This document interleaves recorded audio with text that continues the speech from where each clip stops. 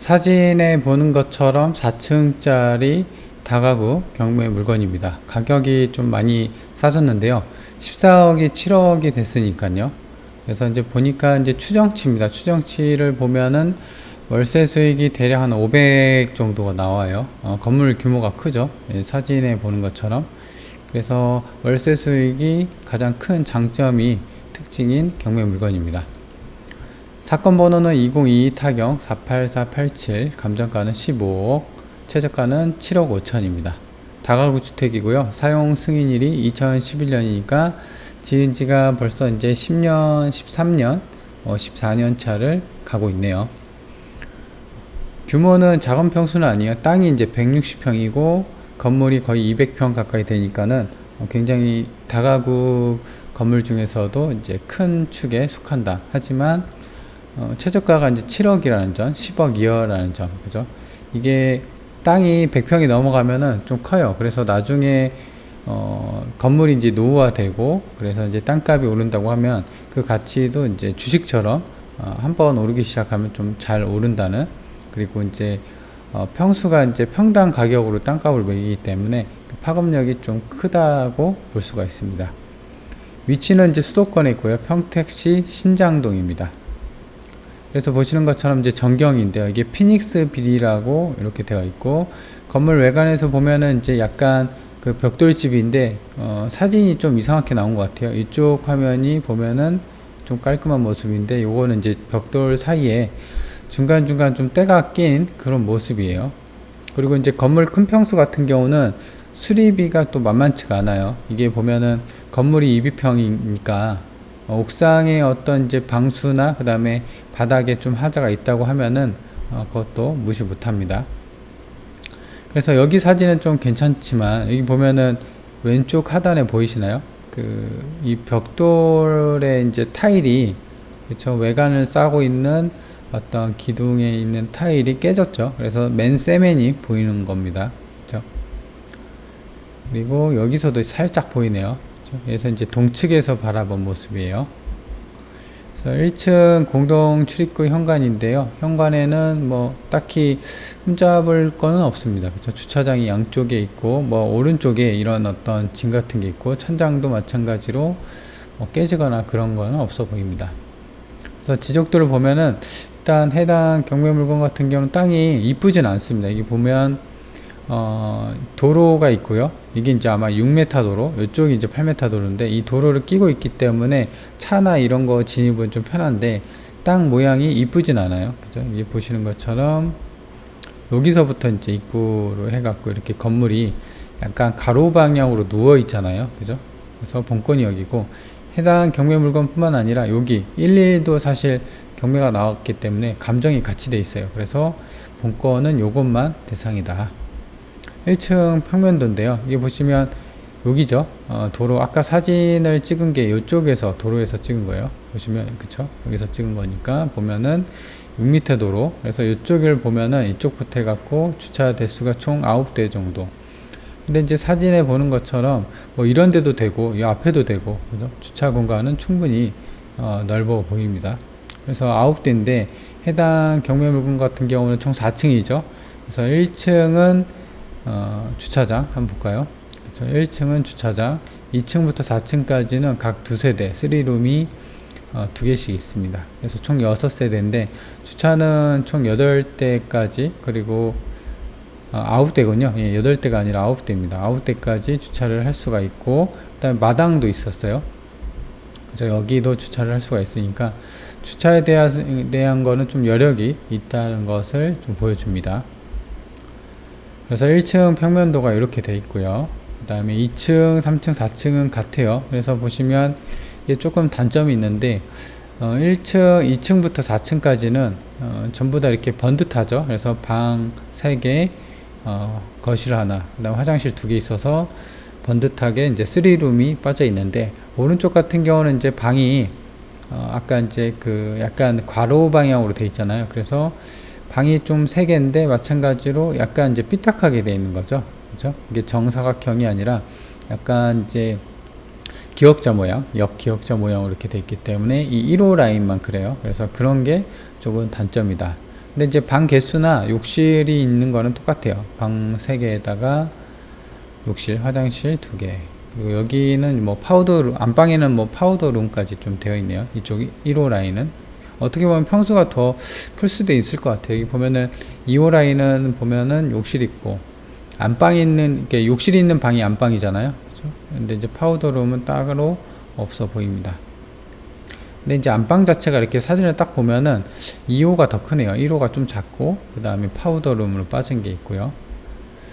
그래서 이제 층별 안내도를 아까 이제 설명드린 것처럼 그 3룸이 대략 한 전용으로 따지면 25평 정도. 자, 그래서 작은 평수는 아니에요. 거의 뭐 4인 식구, 5인 식구 이 정도 머무를 수 있는 충분한 구조입니다. 아파트로 따지면 한 30평 정도가 되는 거죠.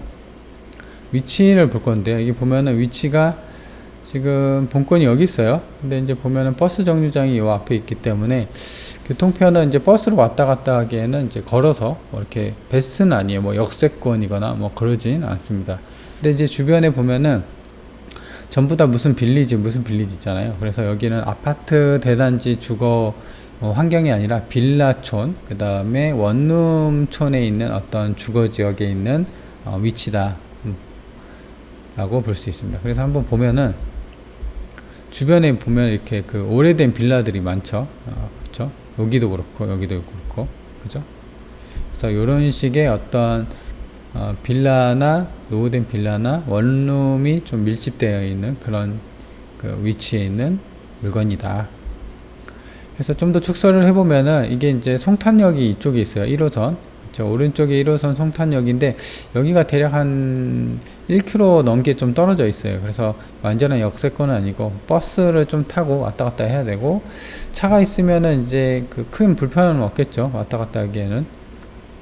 그래서 이제 이 위치도로 볼 수 있는 거는 완전한 뭐 시내권은 아니지만 약간 이제 산 쪽에 약간 떨어져 있는 그런 위치를 갖고 있다.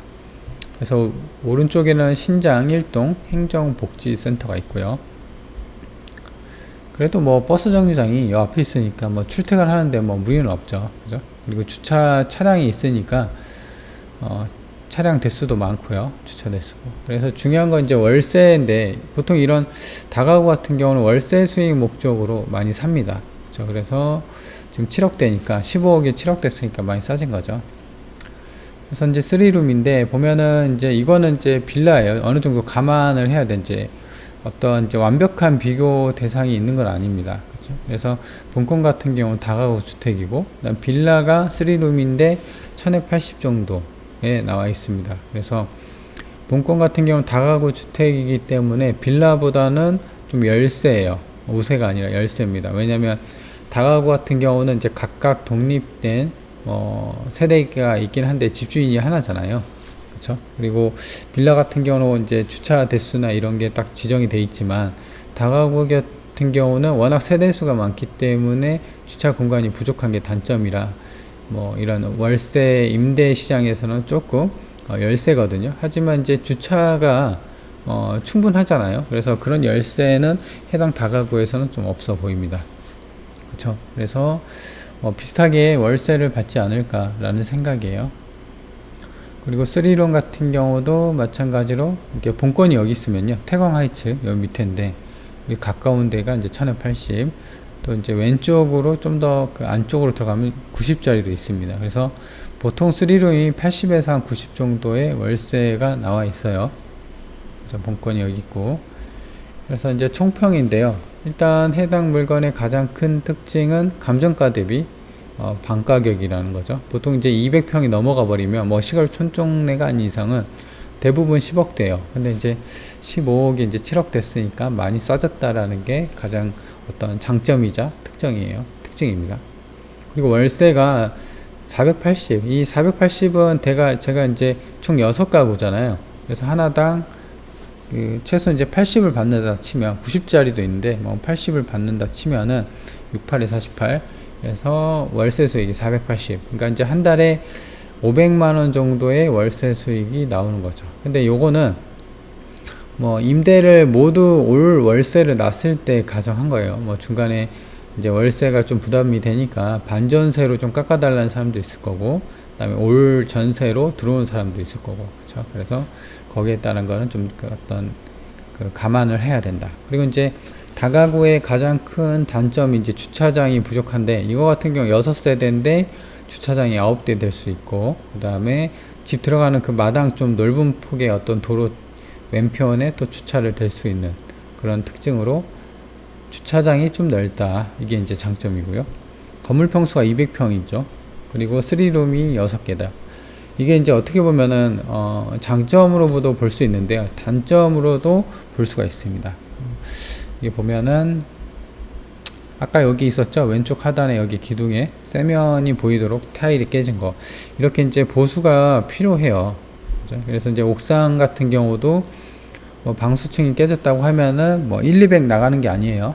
돈 1,000만 원 단위로 나갑니다. 그래서 수리에 대한 이제 부담이 좀 있는 것은 사실이고, 그리고 이제 평수가 크다 보니까 3룸이 하나당 25평이죠. 아까 이제 뭐 드레스룸인가요? 그 방까지 여유 파우더룸이네요. 여유까지 있으니까 이게 평수가 크다 보니까 도배장판을 하더라도 살짝 부담이 돼요. 아마 100만 원이 3룸에다가 이렇게 큰 평수면은 거의 이제 도배장판 하면 100만 원 후반대, 뭐 싸게 하면 이제 중반대까지는 할 수 있는데 그렇게 된다고 보여집니다. 그래서 만약에 한 집당 도배장판을 한다고 하면 200이에요. 근데 6집이잖아요. 1200입니다. 그쵸? 그렇기 때문에 이렇게 큰 평수에 따른 수리비 부담이 있는 것은 사실이다. 그래서 정확한 거는 이제 각 집당 찾아가서 내부 상태나 컨디션, 그 다음에 옥상이나, 그렇죠. 지금 내부는 볼 수는 없잖아요. 그렇죠? 내부 컨디션을 보고 수리를 어느 정도 생각하고 입찰을 좀 해야 된다는 게 어떤 해당 물건의 또 단점이자 특징입니다. 자, 그러면 이번 영상에서는 월세 수익이 낙찰받고 이제 수리만 잘 된다고 하면은 월세 수익이 거의 한 500만원, 일반 직장인의 어떤 그 연봉을 훌쩍 넘는, 그죠? 그래서 이제 가격이 또 14억이 7억 됐으니까 싸진 다가구 경매 물건을 살펴봤습니다.